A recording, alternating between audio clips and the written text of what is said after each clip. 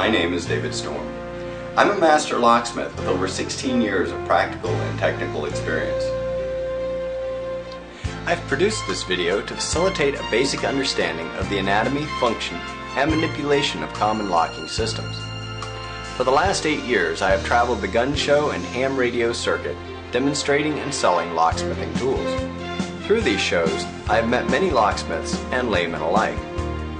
Sometimes a previous customer will approach me and say, "You know, could you show me your demo again because I'm still having problems picking locks?" Instead of doing my demo, however, I have them show me their technique. 9 times out of 10, their raking or lifter technique is perfect, but their tension wrench pressure is too great. At first, I had a hard time teaching the correct pressure in person, but then I had a wonderful idea. I now have the student apply the pressure as I pick the lock. Having felt the correct pressure for so long, I can now gauge the resistance on the pins and instruct the student to either lighten or increase their pressure. I feel tension wrench pressure is the single most important aspect to picking, second only to a good working knowledge of the lock in question.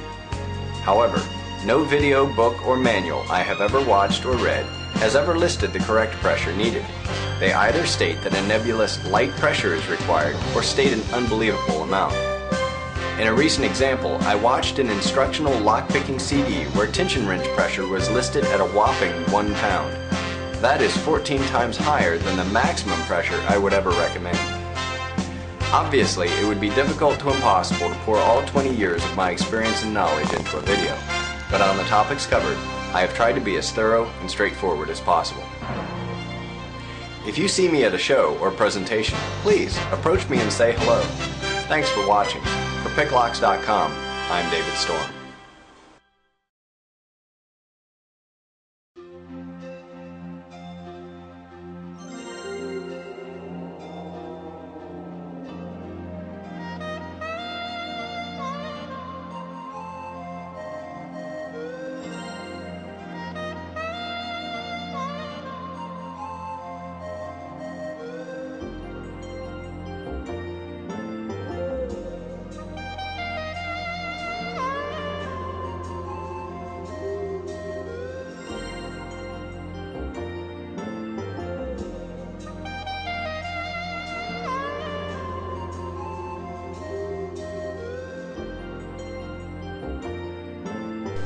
To pick any pen, wafer, or disc tumbler lock in a conventional manner, a tension wrench and some form of pick is needed.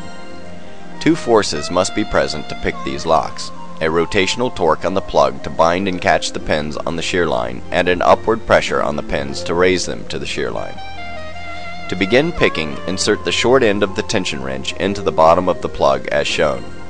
Apply light downward pressure with 1 finger. Using only 1 finger helps resist the urge to lift the tension wrench and reset the pins. Insert the pick, in this case a lifter pick, and raise the pins to the shear line. When all of the pins in the lock have reached the shear line, the plug will turn and the lock will open. Through our cutaway lock, the top springs and pins can be clearly seen, and as the plug is rotated, the bottom chambers and pins are revealed.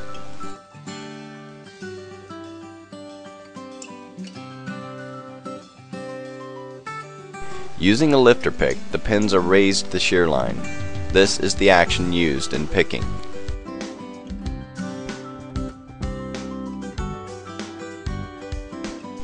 The plug rotates and the pins drop, locking the plug in place.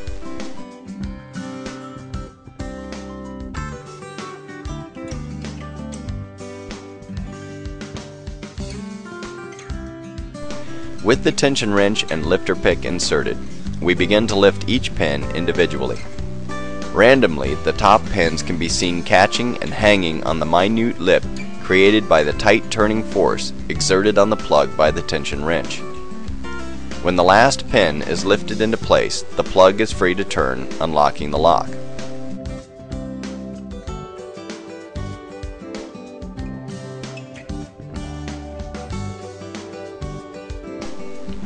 From the front view, we can see the rocking motion of the lifter pick as its tip lifts the pins one by one to the shear line.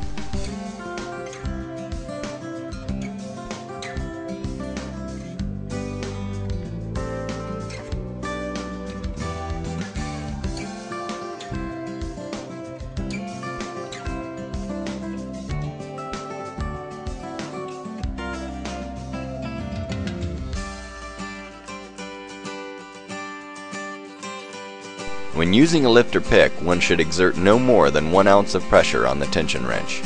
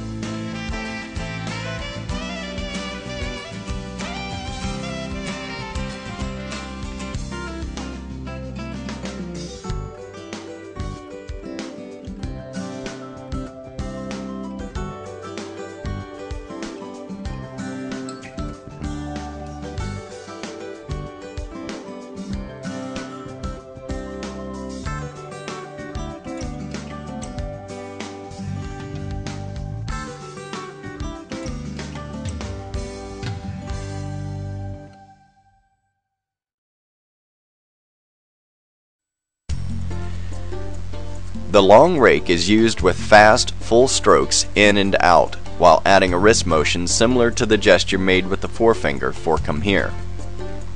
The numerous small ridges on the pick cause a rapid vibration in the pins similar to that created by the electric pick.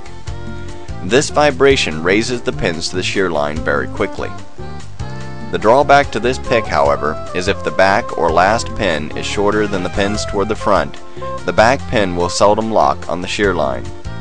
This can be remedied by picking the front pins with a long rake and lifting the last pin with a lifter or DeForest pick. The amount of tension applied to the tension wrench for raking is considerably less than that used for lifter picking. In terms of weight, this equates to less than half of an ounce, or the amount of pressure required to depress a key on a computer's keyboard.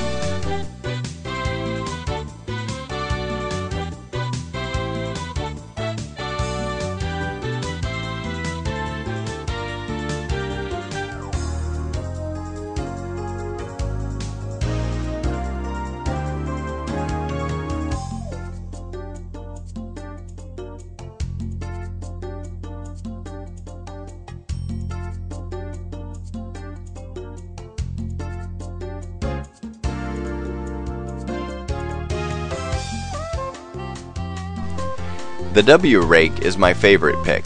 I use this pick about 80% of the time. The main exception is locks with restrictive wards or tiny keyways. This rake has the exact same oscillating motion and tension wrench pressure as the long rake. The strong feature of this pick resides in the deep center groove, allowing for a higher vibrational peak, eliminating the need for a lifter pick when short back pins are encountered.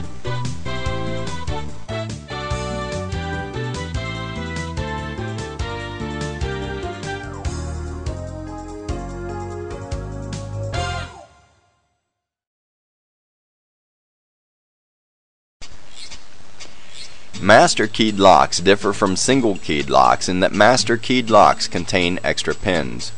This allows for a variety of selected keys with differing cuts to work in the same lock. The downside to master keying is an increase in the number of breakpoints available at the shear line.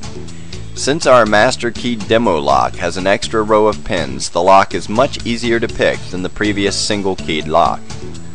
Because the lock has no way of distinguishing between a master, submaster, or standard key and the lock pick, every possible combination is available to anyone manipulating the lock. As we can see in what follows, the lock seldom repeats its pattern in the picking process. Yet, no matter what combination is found, the pins still allow the plug to turn, thus opening the lock.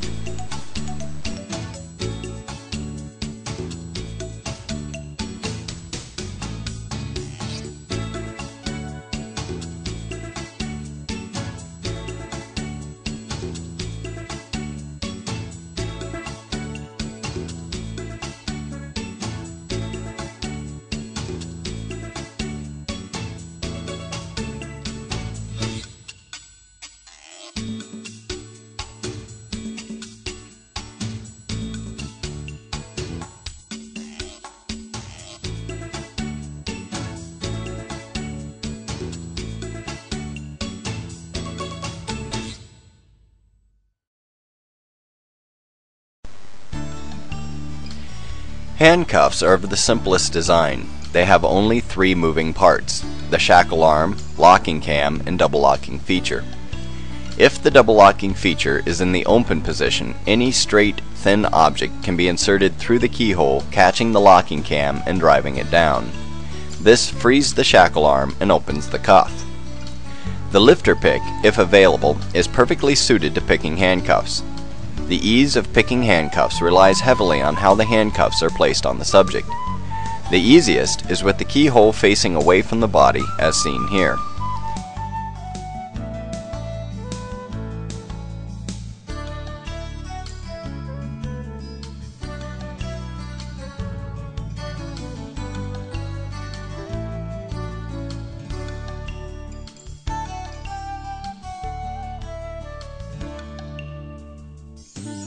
If the keyhole is facing the body, it is slightly more difficult, as the hands must now be rotated to gain access to the keyhole. This technique is impossible with hinged cuffs, in which case the pick would be placed in the mouth to gain access to the keyhole. This is difficult at best.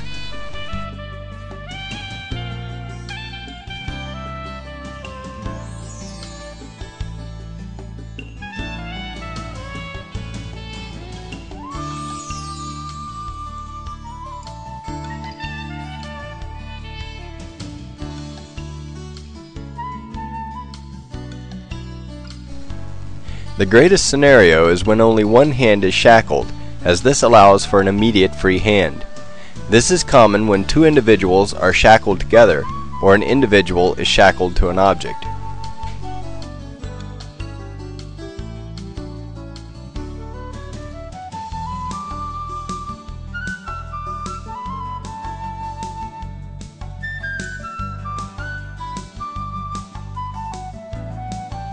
When the double locking feature is on, a bar on the bottom of the cuff slides sideways, preventing the locking cam from moving down. This inhibits standard picking, shimming, and further tightening of the shackle arm. To apply the double locking feature on most cuffs, a pin on the side of the lock is depressed, sliding the bar into place. To disengage the double locking feature, it is necessary to slide the locking bar away from the keyhole. This can be accomplished by using a lifter pick, bobby pin, or other suitable thin item.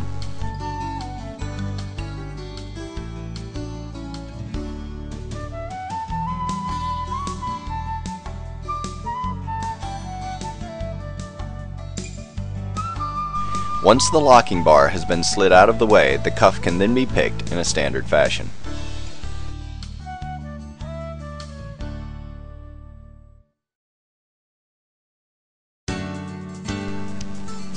When picking double-sided locks, such as this GM car door lock, it is necessary to pick both sides of the keyway.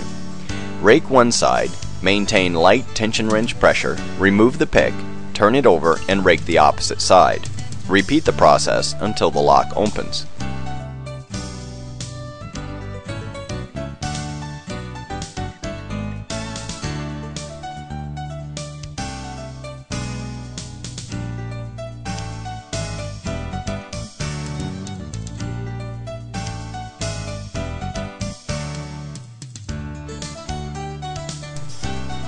A popular car tool is a jiggler key.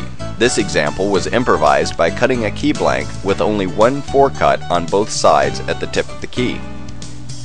To use this jiggler, the key is inserted and a constant light torque is applied to the key. It is then wiggled in and out until the lock opens. The lock can also be relocked just as easily.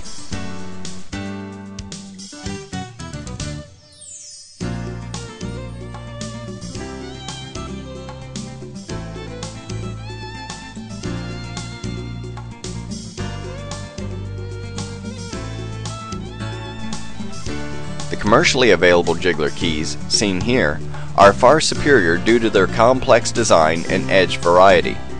These will open most double and single-sided car doors in seconds. The technique for the improvised and commercial jiggler remains the same.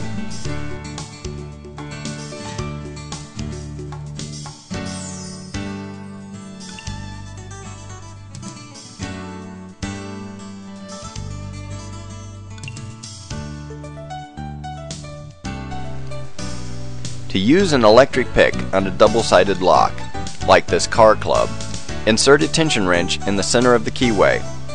Insert the pick on either side and vibrate the pins. Insert the pick on the opposite side and repeat until the lock opens.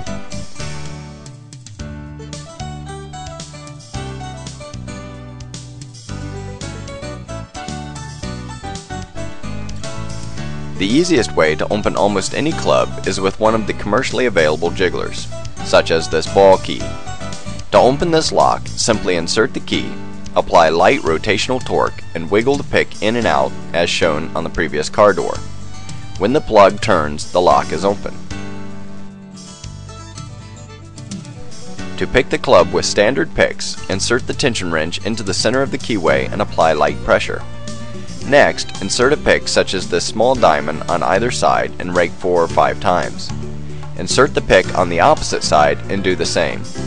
Repeat the process until the lock opens.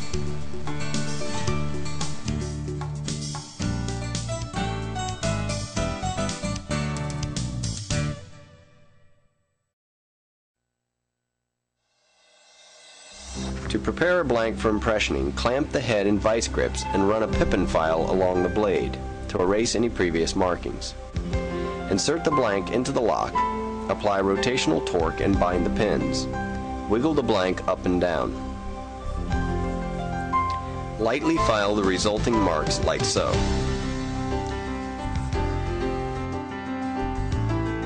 Repeat the binding and wiggling.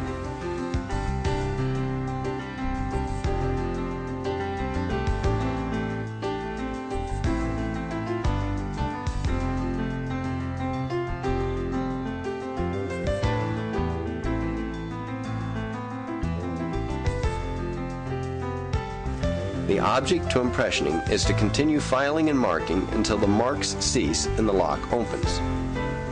Because the pins are bound, only the pins not on the shear line create marks, which at first will be all of them. As the file cuts the blank deeper and deeper, some pins will reach the shear line, no longer bind, and no longer produce marks. When all of the pins reach the shear line, the lock will open and the key will be finished.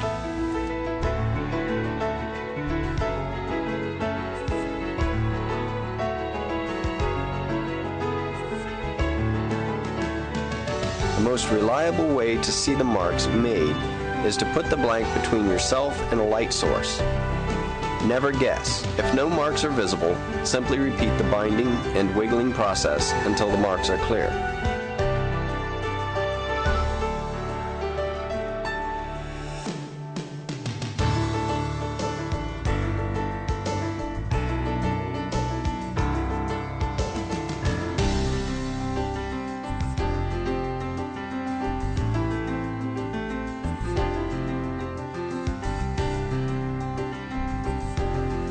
It is important to be patient and resist the urge to cut corners. Impressioning can take upwards of 10 minutes even when performed by experienced locksmiths.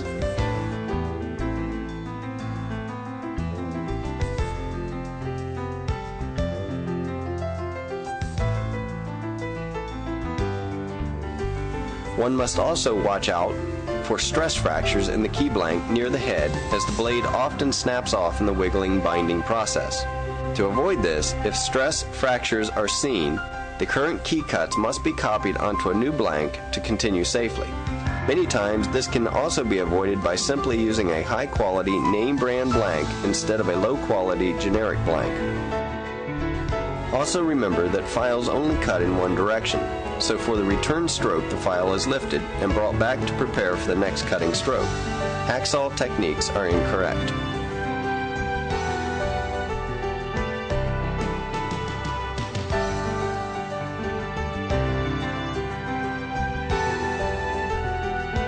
If the key blank has difficulty entering or exiting the lock, it may be necessary to smooth the peaks of the cut by running the pippin file across them 2 or 3 times.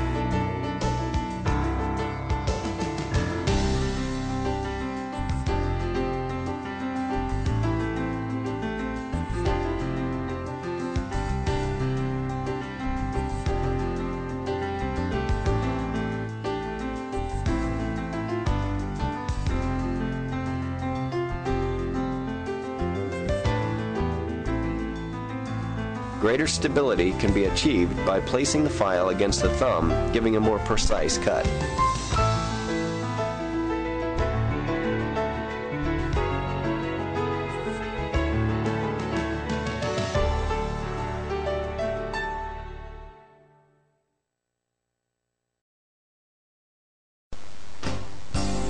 Warded locks are the oldest locks still in use and are found in all parts of the world.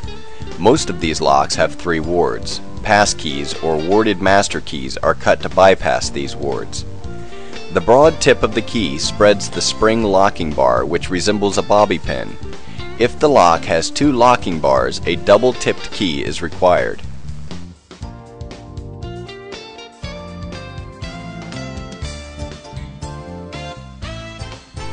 The use of the key is simple. Just insert and turn. If the lock doesn't open, try a different key.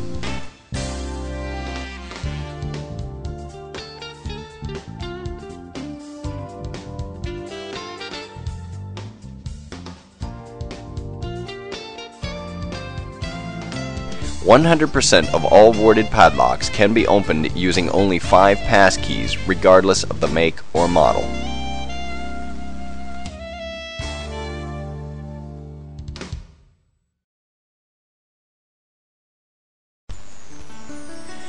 Pin tumbler padlocks such as this master are picked in the same fashion as any other pin tumbler lock. Simply apply light pressure on the tension wrench and rake the pins, in this case with a small diamond pick.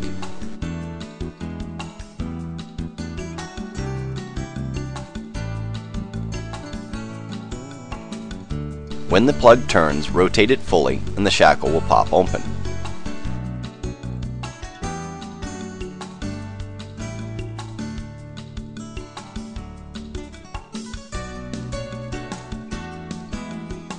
With the Abus Buffalo high security disc lock, super light pressure is used to bypass the spool pins. Note that the tension wrench is twisted to allow for a feather-like touch. To begin, insert the tension wrench but do not apply pressure. Insert the pick and apply super light pressure. Rake the pick down and out as though trying to scrape layers from the pins. Continue raking while maintaining light pressure.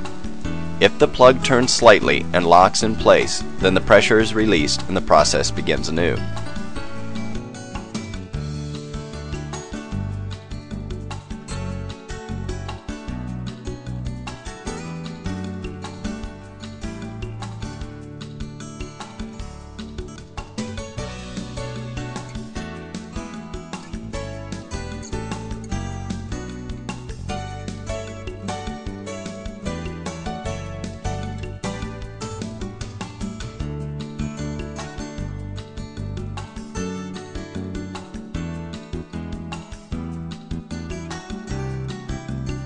Let's see that once more. Insert the tension wrench, but do not apply pressure. Insert the pick and apply super light pressure. Rake the pick down and out as though trying to scrape layers from the pins. Continue raking while maintaining light pressure, and the lock opens.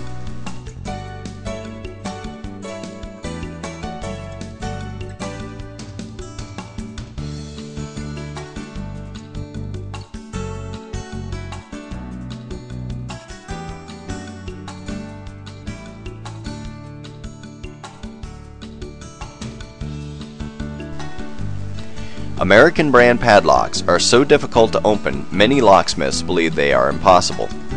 As you can see, however, they are quite pickable. In fact, this American brand military padlock was given to me at a gun show after a fellow vendor said, "I sell these as pick-proof, and if you can pick this, I'll give it to you." After I picked it and 3 others, he changed his sign from pick-proof to pick-resistant.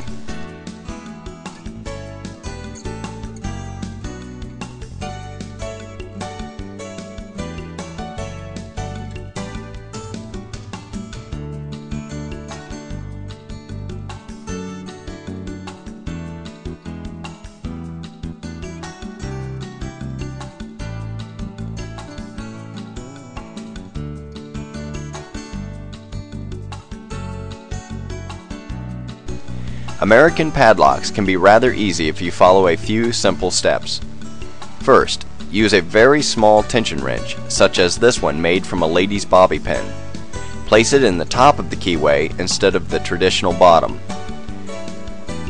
Second, use super light pressure to bypass the scored security pins.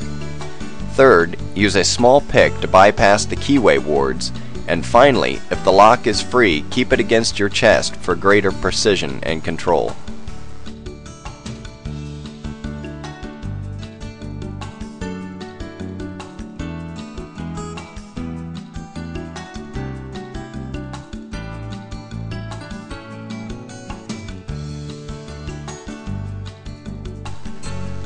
The exact same technique is used on this medium security rekeyable master brand padlock. Here, I'm using a standard size tension wrench and keeping it from popping out by applying support with my left index finger.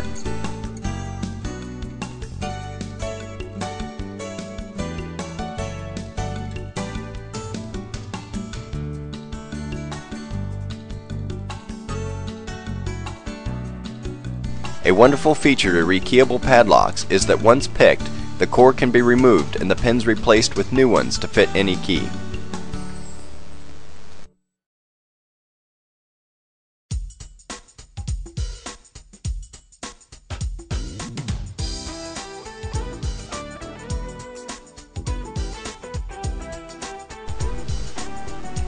Have you ever spent 5 minutes picking a lock only to find you were turning in the wrong direction?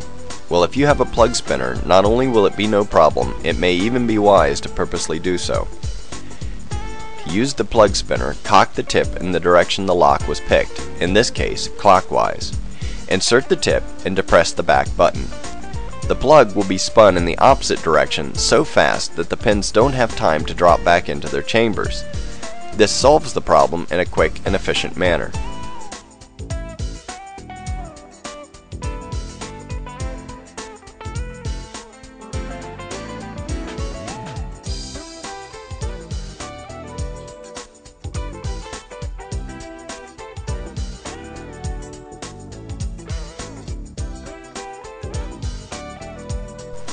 In many cases, a lock will pick towards the wrong or locking direction easier than towards the unlocking direction.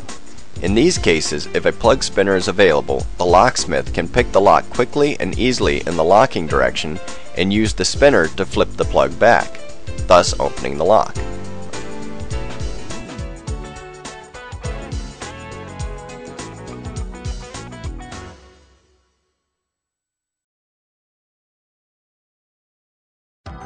Tubular locks are pin tumbler locks that have their pins arranged horizontally instead of vertically.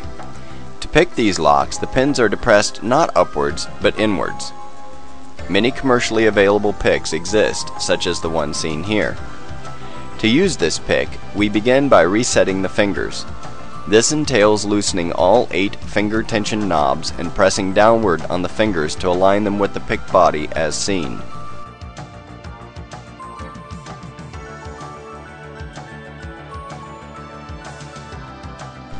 Now align the static tension finger with the lock's plug slot and insert the pick. Apply a light turning force to the pick and begin pushing the fingers in one by one in a round robin fashion. This is akin to lifter picking, except instead of lifting the pins to the shear line, we are pushing them to the shear line. Stiff pins are depressed first, leaving spongy feeling pins for last.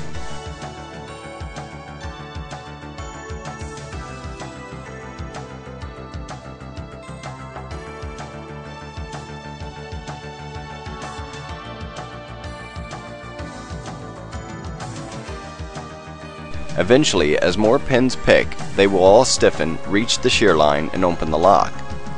Once the lock is open, the tensioning knobs are immediately tightened. This locks the fingers in place, retaining the current pin depths. At this point, we have a temporary key until the fingers are reset. If only one tubular lock needs to be opened, it is quicker, easier, and cheaper to drill and replace it. However, if one owns 30 vending machines, then this method is far superior.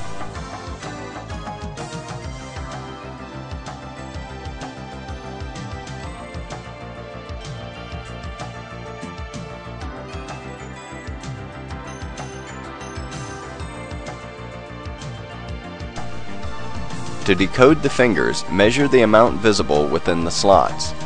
Begin on the left end of the static tension finger and continue in a cyclic fashion until reaching the opposite end. Record the decoded numbers in order. These numbers can then be used to cut a key matching those depths.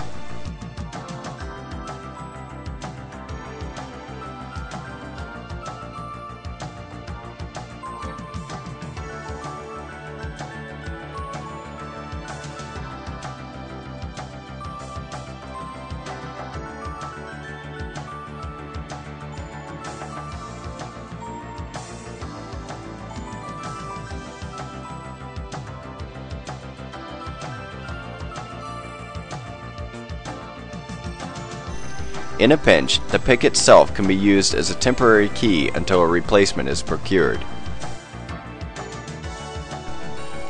These tubular picks by Southern Ordnance are without a doubt the best available, and will outperform many other tubular tools that cost twice as much or more. The picks ship with a cap for the tip, which is simply a rubber nipple available at any Lowe's or similar do-it-yourself store, and can therefore be easily replaced if lost. The steel washer is used to push all 7 or 8 fingers forward simultaneously and was the first thing I removed when I received the pick. It is not necessary and will interfere greatly with the technique shown. As you can see here, I have removed the washer on the 7-pin version to allow for easy access to the pick fingers. In this technique, the fingers are not pushed flush with the tip but pulled back to the base of the milled grooves in the front of the pick.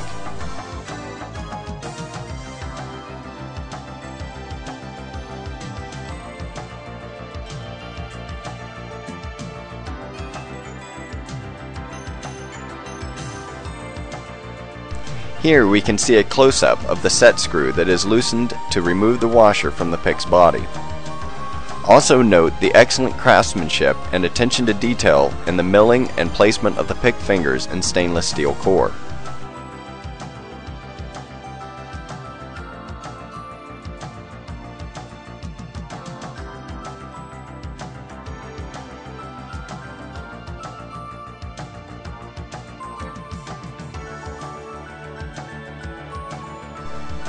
The knurled locking knob locks all 7 fingers in place simultaneously, unlike the previous pick, which was independent and time-consuming.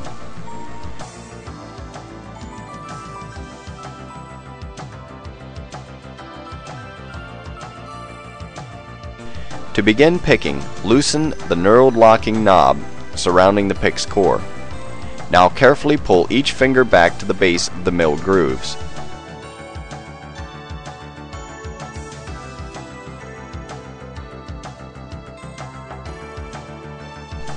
Insert the pick, making sure to align the static tension finger with the lock's plug slot, and rotate gently to seat the pick against the back of the lock. While applying a light turning force to the pick handle, begin pushing the fingers of the pick in one at a time in a round-robin fashion. Switch hands, being careful not to release pressure on the pick. Transfer the pressure smoothly between hands and continue picking.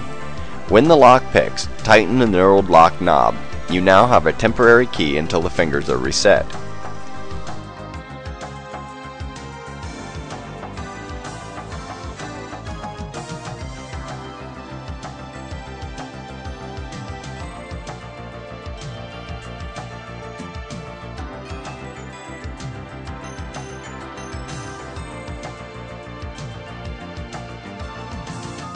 The final score for this pick is a 10. I like the action, the slip-resistant handle, and the knurled locking knob. This is the best tubular pick I have used in years. The tubular pick in the previous demonstration cost around $800, and this pick outperforms it in speed and value. The price of this pick? Only $80, or $150 for both the 7 and 8 pin. I highly recommend this pick.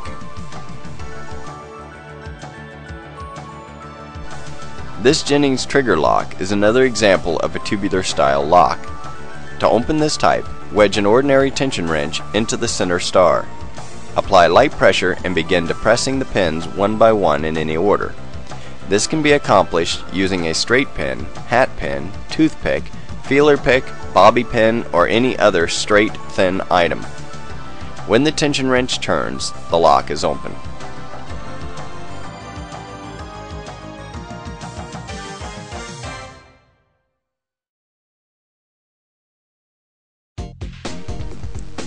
Starting from left to right are three examples of pick-resistant pins: the spool pin, the floating core pins, and the mushroom pin.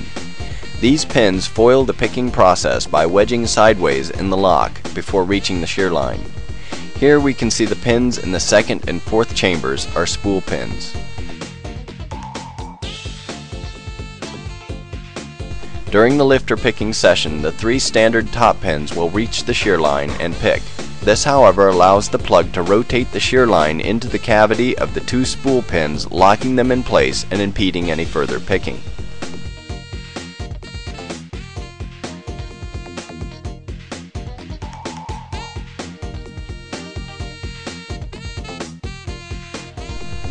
However, if rake picking is combined with super light tension wrench pressure, the spool pins will usually vibrate into place, allowing the lock to open. Therefore, lifter picking is not the most efficient means for bypassing spool pins and should be avoided if spool pins are detected.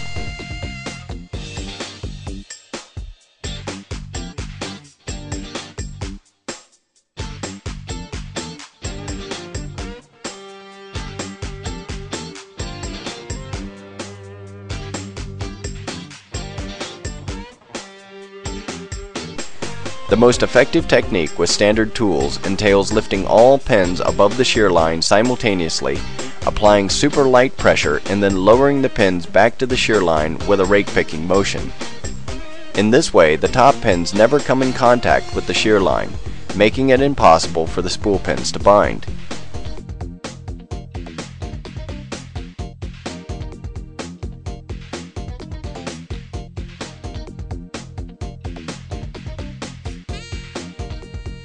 To detect the presence of spool or mushroom pins, watch for a slight plug movement followed by a binding or locking of the pins.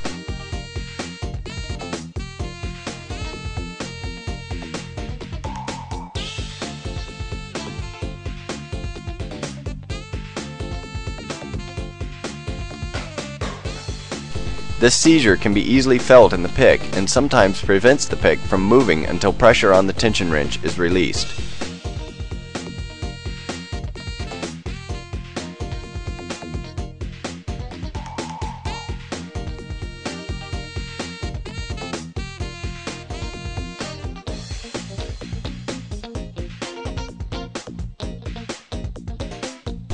The plug movement is similar to the release felt when the lock picks normally. The lock will not open, however, and the tension wrench will often need to be lifted in the opposite direction to fully reset the pins in order to continue picking.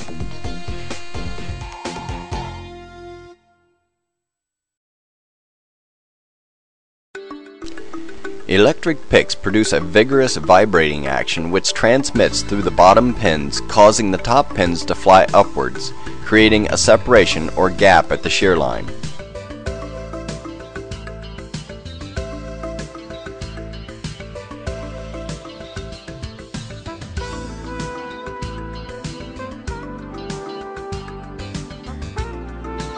As seen here, a slight rocking motion can be used to facilitate the picking process. Electric picks can often open even high security locks with mushroom and spool pins in seconds.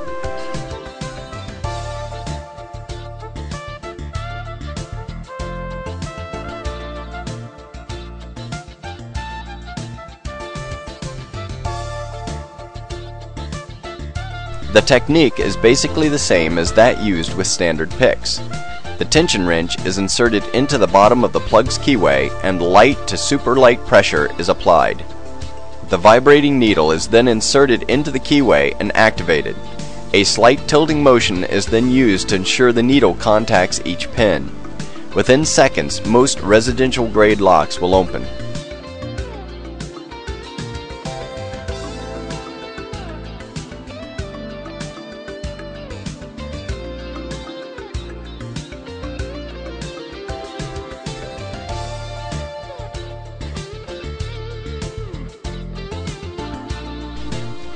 The degree of vibration can be controlled by adjusting the set screw on the bottom of the pick body.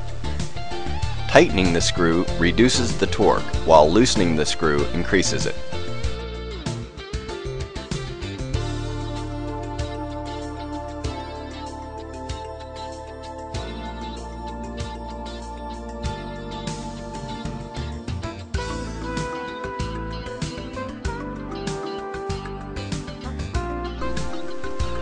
Commercially available electric picks usually come standard with an Allen wrench, standard tension wrench, 3 or 4 pick needles, and a feather touch tension wrench.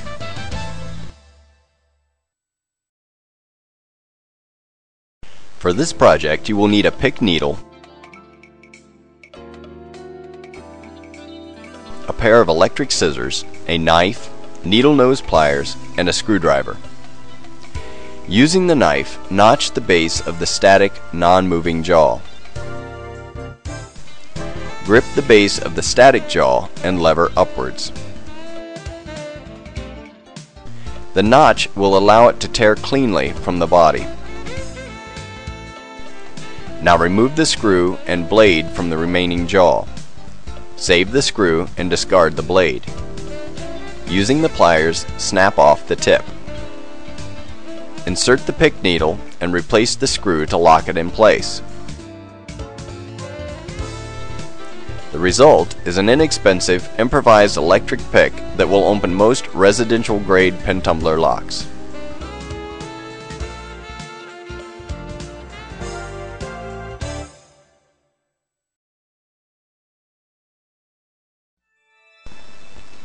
In lockout situations, it is sometimes easier to pick a side door or back door instead of the front door. Often, however, these doors are not only locked but also chained. To bypass a security chain, insert a thumbtack in the door just above the chain slide, or for metal doors, use a neodymium magnet.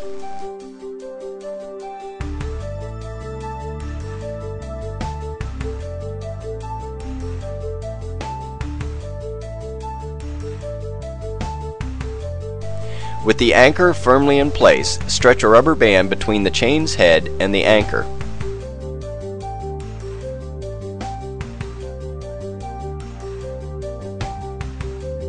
When the door is shut, the chain's head will be drawn down the slide to the opening slot. If the door is shaken at this point, the chain will fall out through the slot, freeing the door.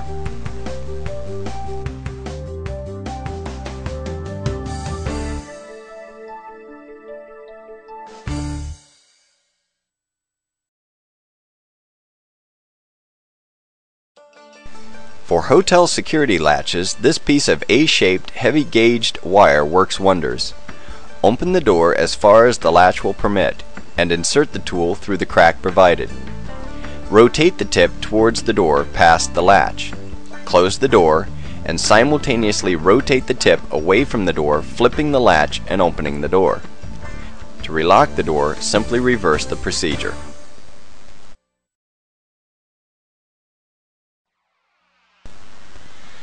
Push-button combination locks are popular in commercial applications where a high employee turnover is common, including FedEx mailboxes, hotel management doors, fast food restaurants, and realty key boxes. Many forms of these locks exist, and in some, a fatal flaw in their security allows one to apply pressure to the release lever at the top of the lock, and by lightly tapping the buttons discern which ones need to be depressed in order to open the lock. The effect is simple. The buttons that are springy are ignored, and the buttons that are tight, hard, or bound are depressed. When a button is found, release pressure on the central release lever, depress the discovered button, reapply pressure to the lever, and continue until the full combination is set. Number 1 is hard. 2, 3, and 4 are spongy. 5 is hard. 6 is spongy. 7 is hard. 8 is spongy. 9 is hard. And the lock is open.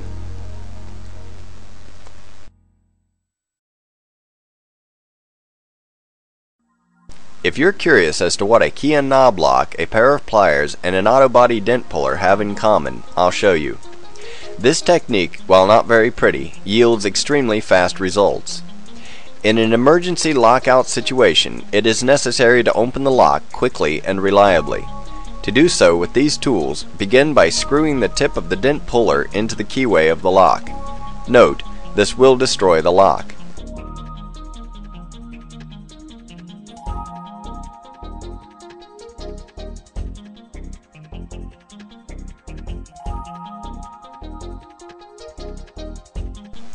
Make sure the tip is screwed tightly into the plug.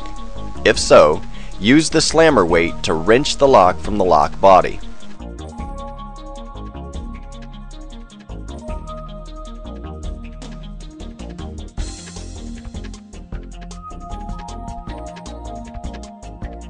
Now, using the pliers, grip the spindle inside the knob body and turn to unlock the lock.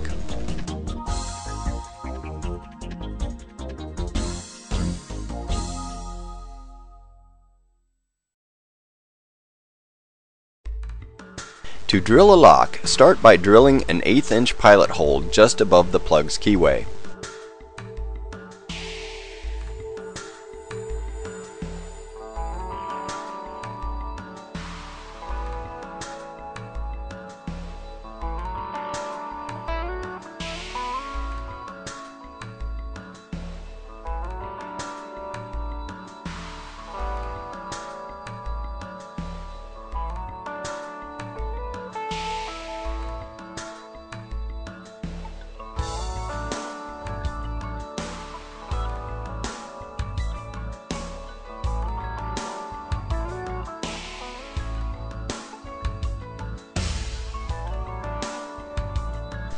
Follow through with a 1/4 inch or larger bit.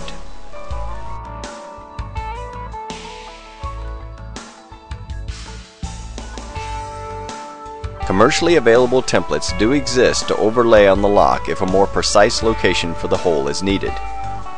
Once the lock is drilled, use a flat blade screwdriver or key blank to turn the plug and open the lock.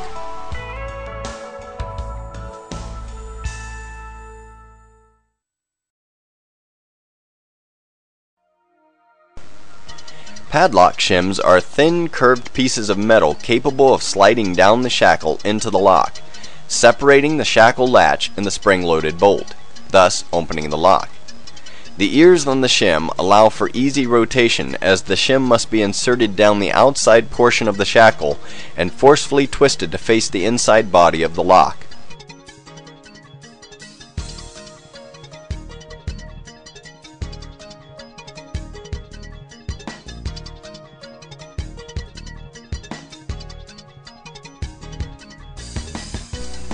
If the padlock has dual latching bolts like this master, then an additional shim is added on the opposite side. At this point, the lock will often pop open on its own. If not, tug lightly on the shackle. If the lock still fails to open, readjust the shim and repeat the tugging.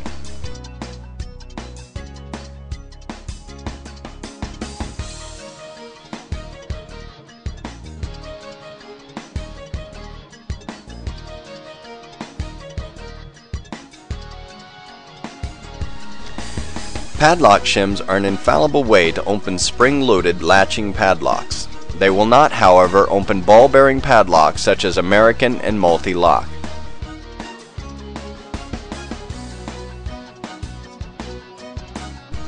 Master combination padlocks, despite their inexpensive construction, are nearly impossible to manipulate. Unlike this see-through combination lock, master locks employ false gates on their wheel packs, preventing the manipulator from effectively feeling the correct entry point. In this see-through lock and in many generic combination padlocks, the 3 wheels contain only one entry point, making it easy to feel the spaces as the knob is turned.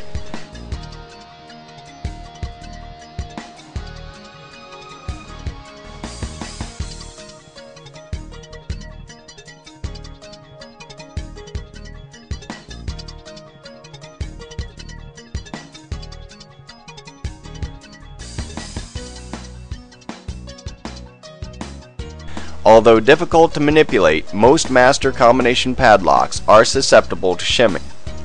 Following the previous instructions, insert the shim, twist into place, and tug the shackle to open the lock.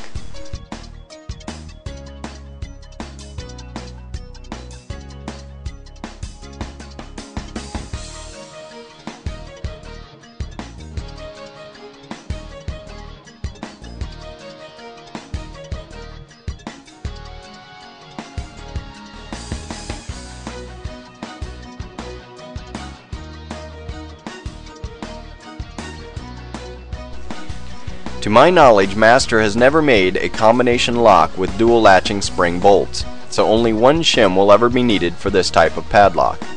Master does, however, make a high security combination padlock which utilizes a ball bearing latching system, thereby defeating the use of padlock shims.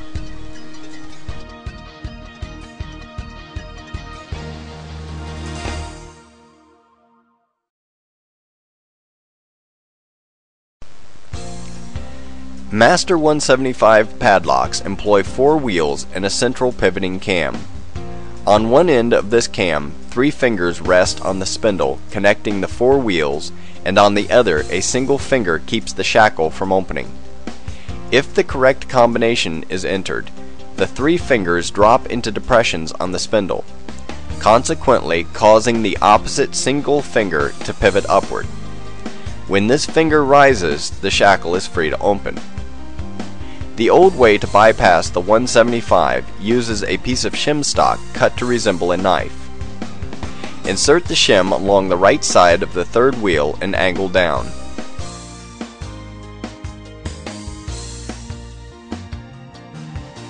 While the shackle is depressed and held to release pressure on the pivoting cam, grip the shim firmly and pull down. Release the shackle and the lock opens. This works because the shim forces the pivoting cam upwards, lifting the single finger and freeing the shackle.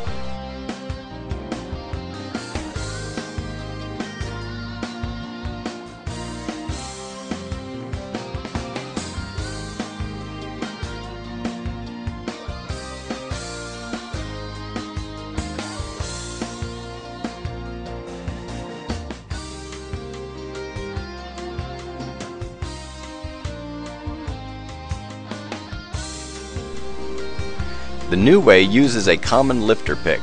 To begin, depress and hold the shackle. Now insert the pick along the top of any wheel. Pivot the handle sideways. This will cause the tip to hook one of the 3 cam fingers, driving it down, causing the opposing single finger to rise. Release the shackle and the lock opens. Often the pick will follow the track so well only the forefinger is needed to pivot the pick and open the lock.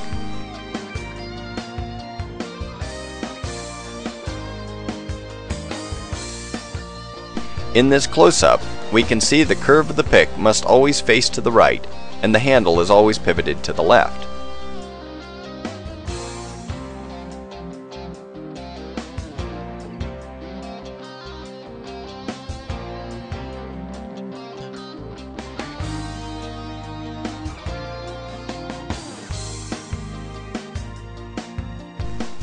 Once again, depress and hold the shackle.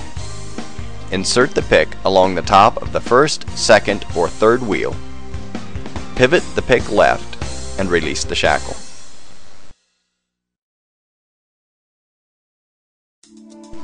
Within seconds, this filing cabinet lock can be opened using standard picking methods. The tension wrench is inserted in the bottom of the keyway and light pressure is applied. Now the pick is inserted, and using a long come-here motion, the pins are raked from back to front. Note that as the plug turns, the brass locking cam at the top of the lock is drawn downward, releasing the body of the lock.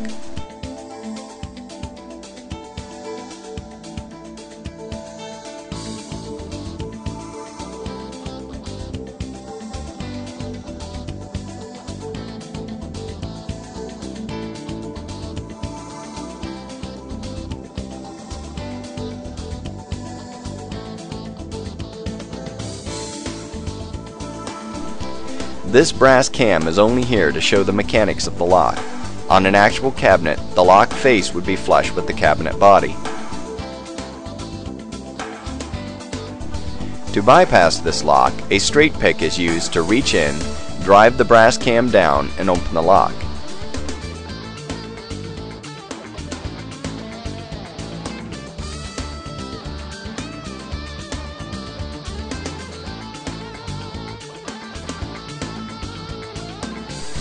Here, a diamond pick is used to reach the back of the lock.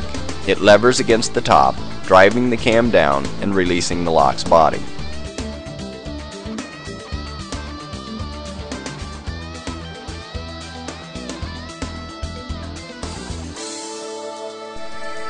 The same technique is applied to generic single bolt padlocks.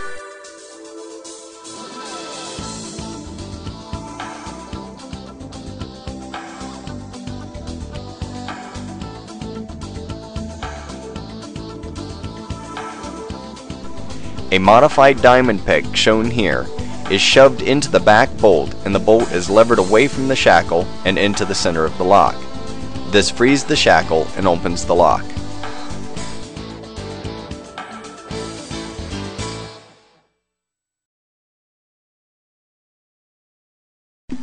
Gun locks, like padlocks, are essentially pin tumbler cores in a portable housing, so it should come as no surprise that they can be picked using standard techniques.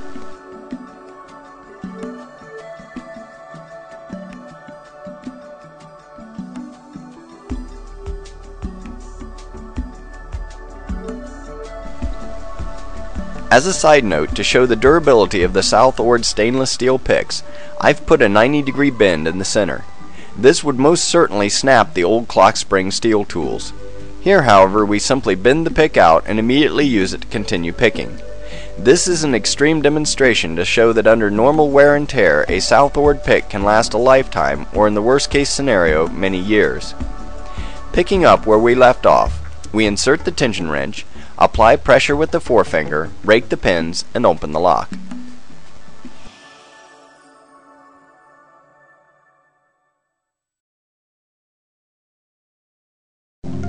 Snap picks, or pick guns as they are often called, transmit their snapping energy through the bottom pins, causing the top pins to fly upward. This creates a gap at the shear line. A light tapping is used on the tension wrench instead of the usual constant pressure. This, combined with the flicking motion of the pick needle, will open most locks, including those deemed high security. In this portion of the video, we'll explore some unorthodox ideas, like this one, using an auto jiggler to open a key and knob lock. The only prerequisite is that the jiggler fit into the keyway. If so, a standard jiggler technique is used. Apply and maintain turning force and jiggle the key in and out without coming completely out of the keyway.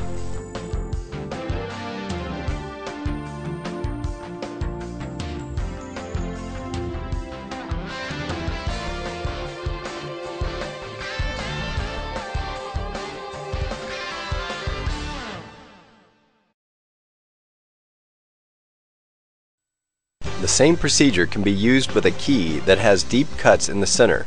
It isn't foolproof, but in a pinch, it's worth a try.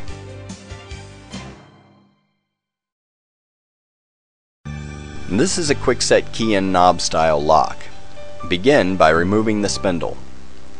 Insert the quick-set core tool into the slot previously occupied by the spindle.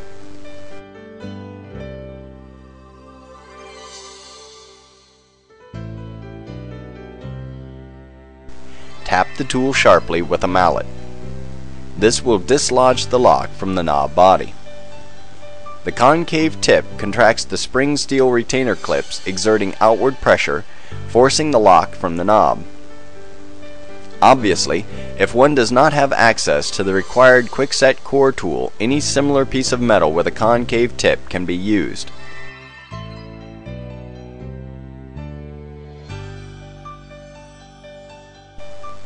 Once the lock is removed, the next step is to remove the C retainer clip located on the plug at the rear of the lock.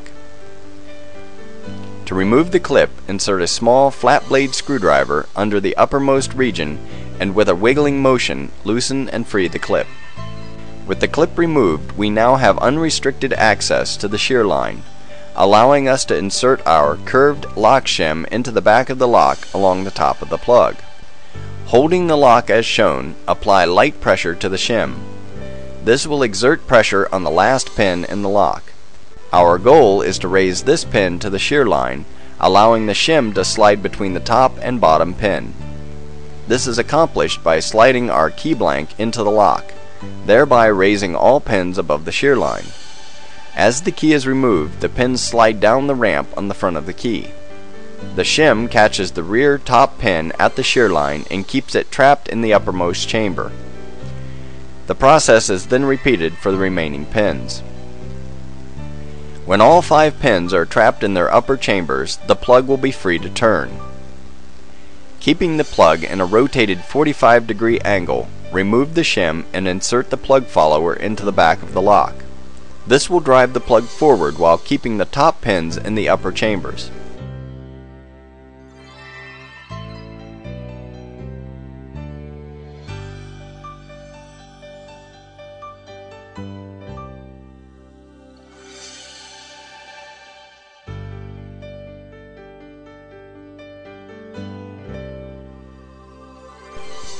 We now have the core plug with the bottom pins in their corresponding chambers. Insert the key blank and dump the pins into the pinning tray 1 pin at a time. If this is a working lock, the utmost care must be taken to replace the pins in the order in which they were removed.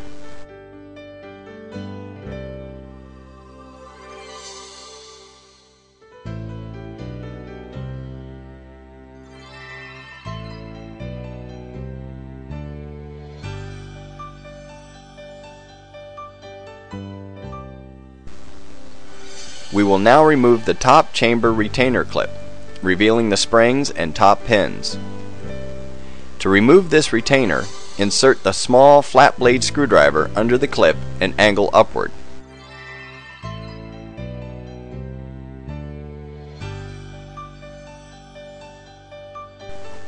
Carefully remove the springs and pins. Here, the order does not apply as the top pins and springs are of a uniform size.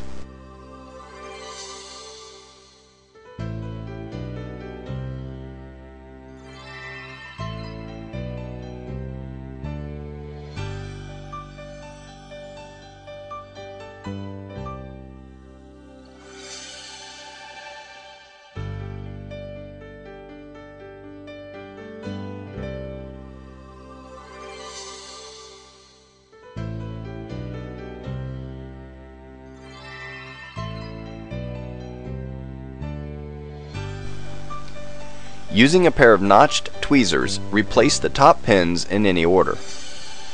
Ordinary tweezers can be notched using a small round jeweler's file.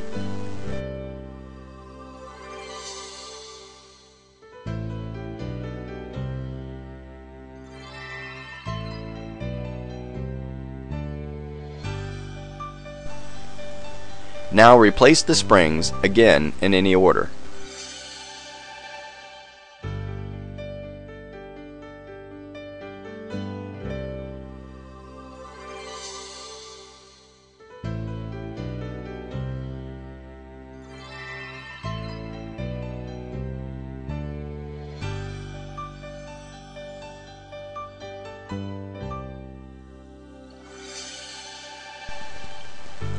Snap the top retainer clip back in place.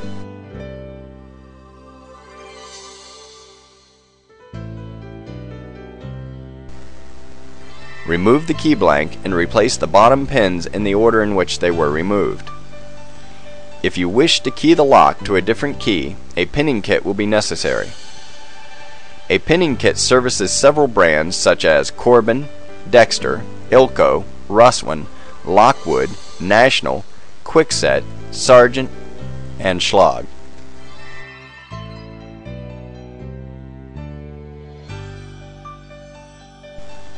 The numbers on the left correspond with the numbers on the key. For example, this Schlag C blank has a depth cut of 74479.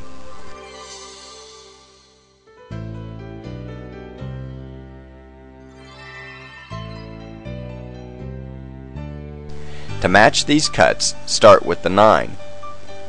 Cross-reference the 9, which gives us 300B. B stands for bottom. Find the corresponding pin in the pin tray and insert it in the last plug chamber. Next is 7, which is 270B. Find the pin and insert it in the second to last chamber.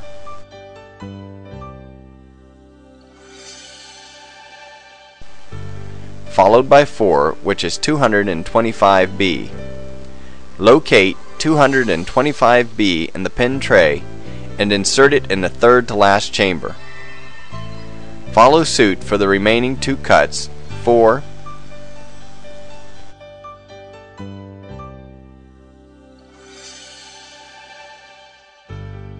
and 7.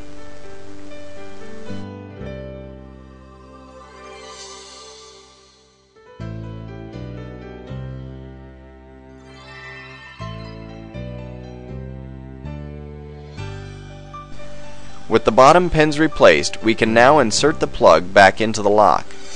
To do so, we angle the plug 45 degrees to the top pins, then simply push the plug in through the front, driving the plug follower out the back.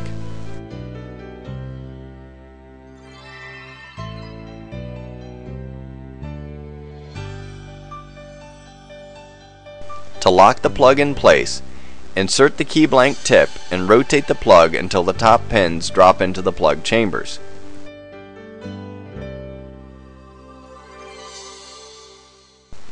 Replace the C-clip.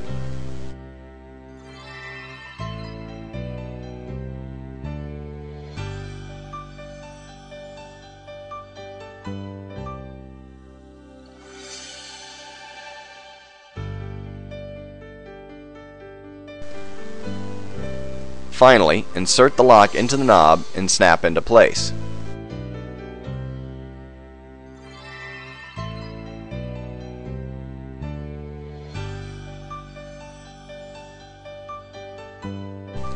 Another way to replace top pins and springs is to put them in through the plug cavity.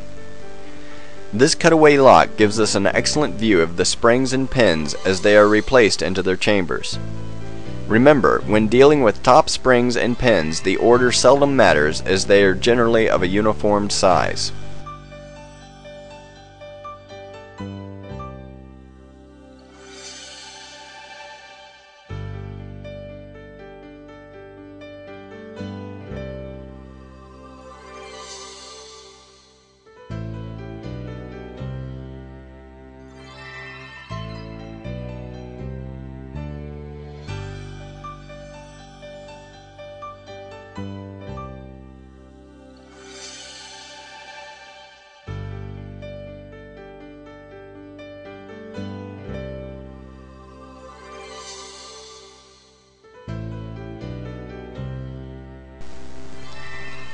Once the springs are in place, the plug follower is inserted and used to hold the top pins and springs in their chambers.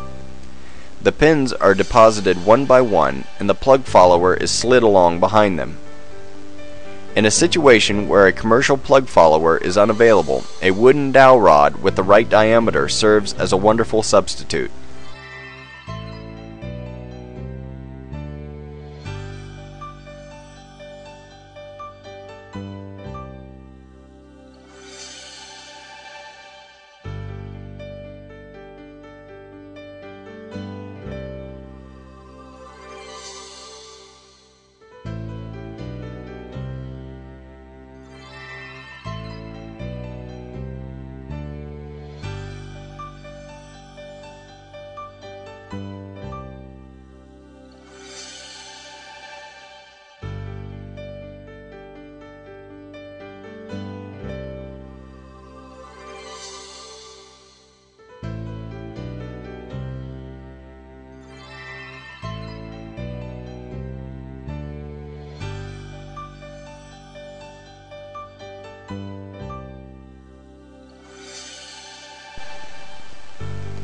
As in the previous exercise, we put the bottom pins into the plug.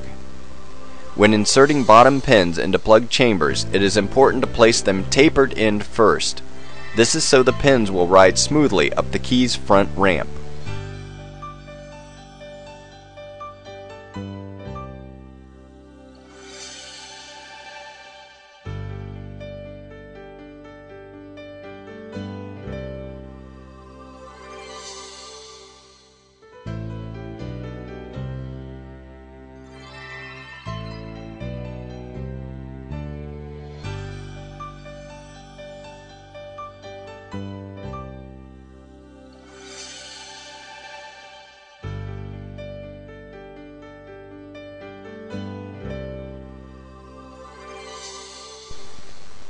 With the plug at a 45-degree angle, we push it into the lock's body, driving the plug follower before it.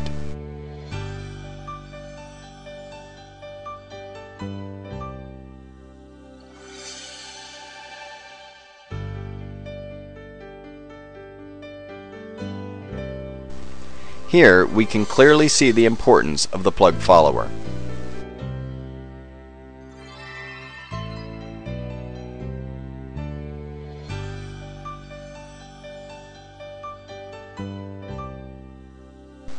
Using a tension wrench or key blank tip, rotate the plug until the top pins drop into their plug chambers, locking the lock.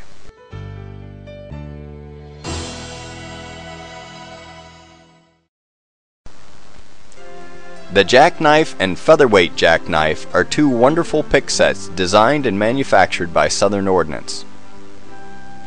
To open the pick, grip the center of the tension tool and pull up with one hand while pushing it out with the other. Loosen the knurled screw on the bottom of the pick. This releases the jackknife picks.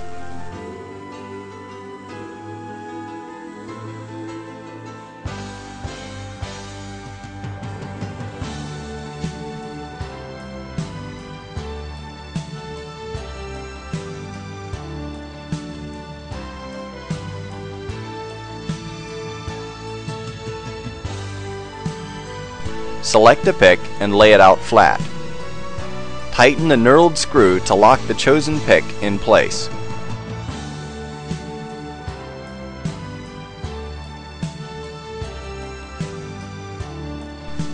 When finished, loosen the screw and replace the pick.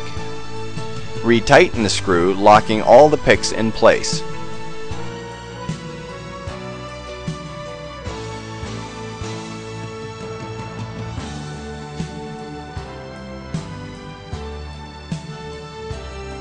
Insert the tension wrench into the hole in the back of the jackknife body and push down on the center of the tension tool while pressing in with the opposing hand.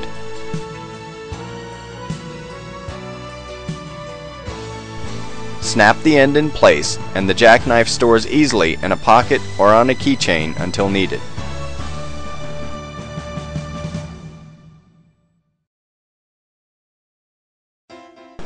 For many years, this Schlage wafer disc lock was thought to be unpickable, and although it is difficult to pick using conventional pin tumbler tools, if one has a Schlage wafer disc pick seen here, it can be opened quickly and efficiently.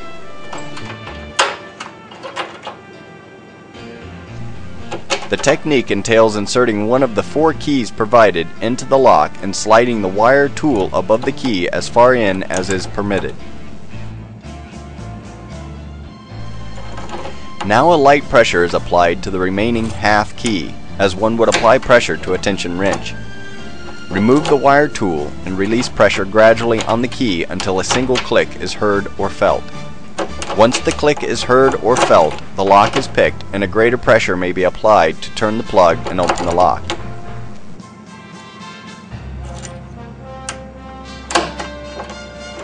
If multiple clicks are heard, or if the lock refuses to open, simply repeat the process until the lock opens.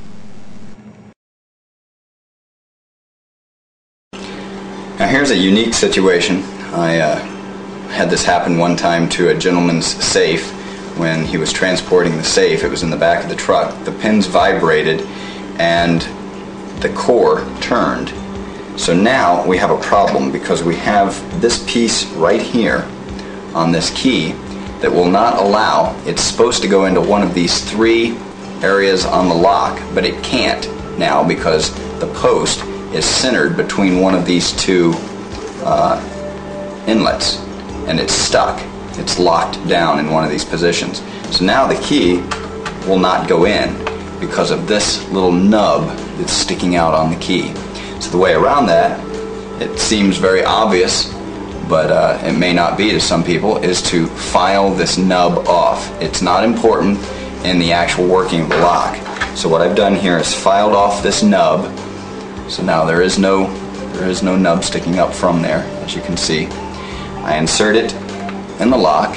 It goes in now because there's no reason it shouldn't. And I turn the lock to a locked position, at which point the regular key that has the little nub on the top can now be inserted and it's restored to working condition.